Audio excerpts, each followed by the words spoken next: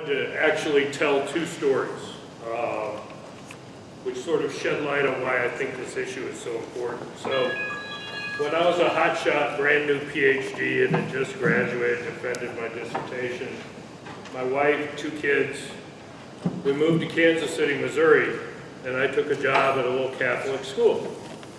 Bunch of good liberal professors, taught about diversity and everything else. And I've always liked old houses.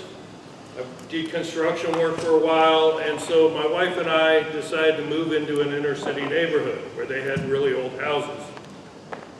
And my daughters were 4 and 5 and 1 at the time. And all my friends that were college professors, when they found out where I was moving to in Kansas City, they said, "Why are you doing that?" These good liberal people that considered diversity important would never ever consider putting themselves in that position. The first time I invited a friend from that college, one of my professors, over, I decided to have a little fun with him.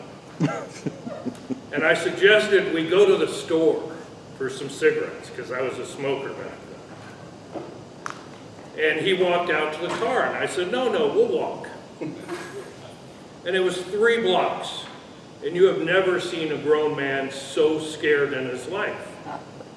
And it's because the neighborhood was not full of wealthy white people. He was terrified. So a few years later, I left that college teaching job to teach at an inner city high school. Great kids. It was majority African American. We had metal detectors on the way in. Every kid went through. And by that time, I'd gotten divorced and moved to the suburbs in Kansas. And Kansas City's a really segregated city. Missouri was under a state desegregation order, had the worst school district in America. Kansas, right across the state line, also part of Kansas City, had 3 of the top 10 school districts in the country and was lily white. My stepdaughter's senior class had over 1,000 students, 1 African American. So I was living in Kansas, teaching at this inner city school in Kansas City, and my students, I'll never forget, Henry came to me and said, "Dr. Theis, where do you live?" And I said, "I live in Prairie Village." And Henry goes, "Oh." I said, "What was that?" He goes, "Well, we don't go to those neighborhoods." I said, "Why don't you go to our neighborhoods, Henry?" He goes, "Because the minute we drive through one of those neighborhoods, we get pulled over." And I never really had thought about that.